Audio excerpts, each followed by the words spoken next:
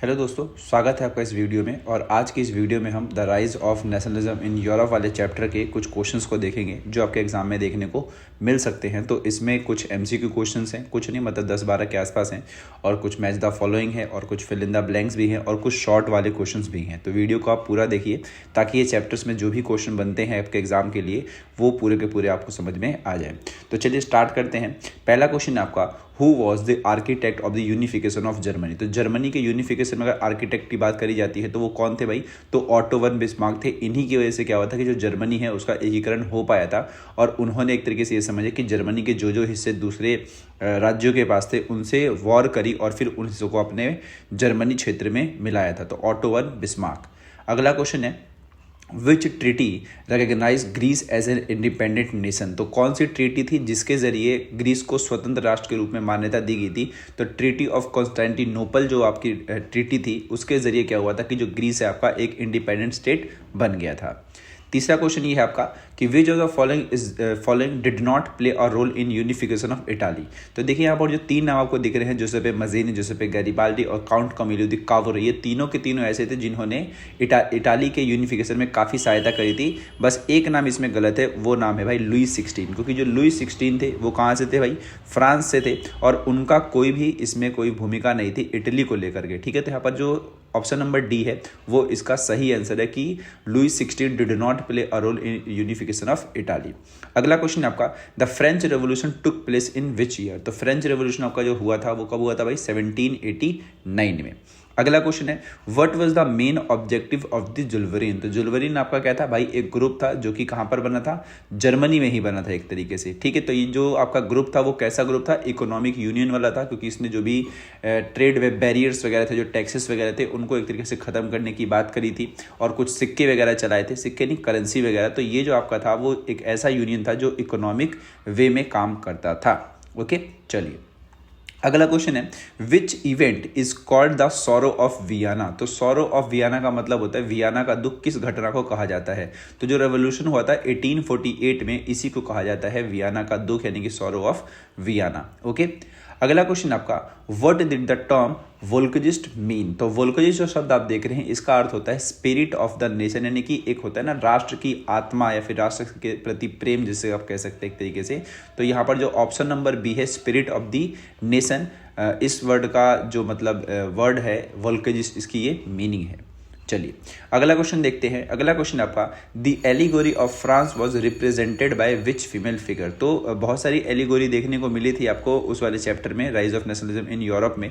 तो वैसे ही पूछा गया कि जो फ्रांस आपका था, फ्रांस के लिए कौन सी एलिगोरी का यूज किया गया था। तो यहाँ पर जो मरियन थी उनका यहाँ पर इस्तेमाल किया गया, जैसे कि जर्मनी की कौन थी? जर्मेनिया थी। ठीक है, खैर अगले क्वेश्चन पे चलते हैं। अगला क्वेश्चन है, Napoleon introduce which of the following in the territories he ruled. तो उसने कौन से कोड को एक तरीके से यहाँ पर, फिर कौन से सिस्टम को यहाँ पर इंट्रोड्यूस किया था जिस जिस राज्य में वो लोग एक तरीके से शासन किया।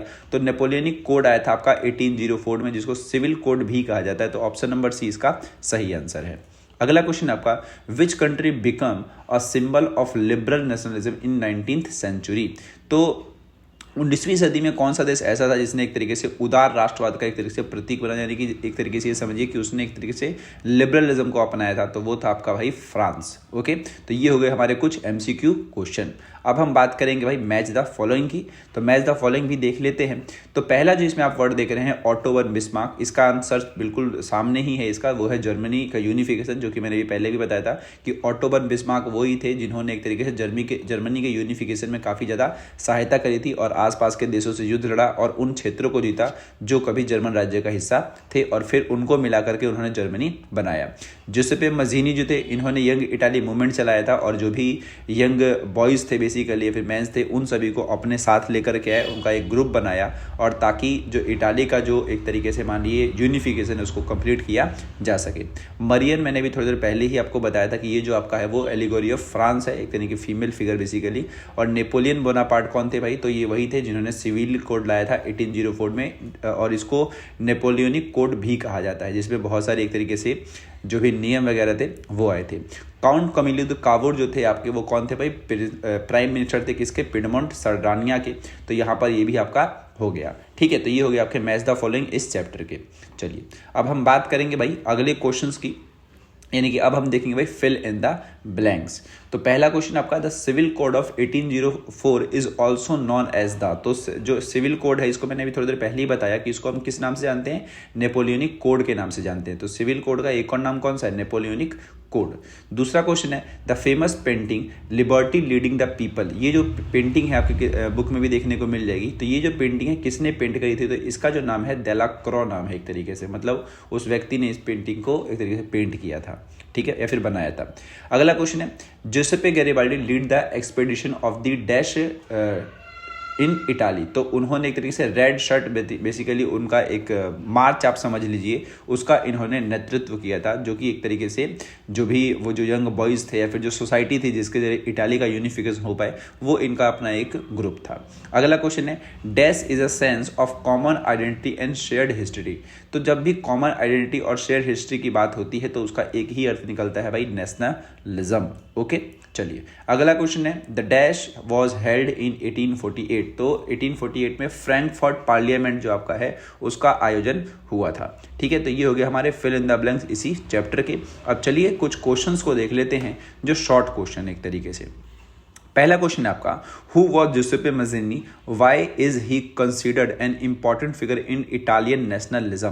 तो जो जोसेपे मज़ोनी थे बेसिकली वो कौन थे, और इनका जो योगदान देखा जाता है इटली में नेशनलिज्म को बढ़ावा देने के लिए, उनको काफ़ी ज़्यादा इंपॉर्टेंट क्यों बोला जाता है एक तरीके से। तो इसका जो आंसर आपका यही है कि he was an Italian revolutionary who found the secret society young Italy. तो यंग इटाली क्या था, वो जो यंग बॉयज़ थे उनको जोड़ करके इन्होंने अपना एक ग्रुप बनाया था जिसको क्या बोला, यंग इटाली बोला गया। और इन्होंने एक तरीके से आप ये समझिए कि जो पूरा का पूरा यूरोप था उसमें राष्ट्रवादी जो भावनाएं हैं उसको प्रेरित किया, और बाद में अपने ग्रुप की सहायता से इन्होंने इटली का यूनिफिकेशन कर दिया, और इसीलिए इनको काफ़ी ज़्यादा इंपॉर्टेंट फिगर माना जाता है इटालियन नेशनलिज्म के लिए, ठीक है। चलिए अगला क्वेश्चन है, explain the role of Otto von Bismarck in the German unification. तो ऑटो बन बिस्मार्क जो थे इनका जर्मन यूनिफिकेशन में क्या भूमिका है ये पूछा जाए। तो जो ऑटो बन बिस्मार्क थे वो प्रशिया के चांसलर थे, बेसिकली आप प्रधानमंत्री इनको कह सकते हैं, और इनको डिप्लोमेसी मिलिट्री पावर का उपयोग करना बहुत बढ़िया तरीके से आता था। और इन्होंने 3 युद्ध लड़े, आसपास के जो क्षेत्र मैंने बताए थे कि वो क्षेत्र जो थे वो किसी और के पास थे, उनसे इन्होंने जीता एक तरीके से, और इसीलिए इनको काफ़ी ज़्यादा बढ़िया बताया जाता है जर्मन यूनिफिकेशन में इंपॉर्टेंट रोल प्ले करने के लिए, ठीक है। और इन्हीं के मतलब लीडरशिप में जो आपका है क्या कहते हैं इसको, जो जर्मनी है वो क्या हो पाया, यूनाइटेड हो पाया, ठीक है। चलिए अगला क्वेश्चन है आपका, what was the Frankfurt parliament and what was it's outcome. तो फ्रैंकफर्ट पार्लियामेंट जो थी वो क्या थी और इसके परिणाम क्या रहे, हमें ये बताना है। तो it was a democratic assembly form in 1848 by the middle class in Germany. तो पहले क्या था, वहाँ पर राजा का शासन चलता था और वहाँ पर कोई भी डेमोक्रेटिक असेंबली नहीं हुआ करती थी।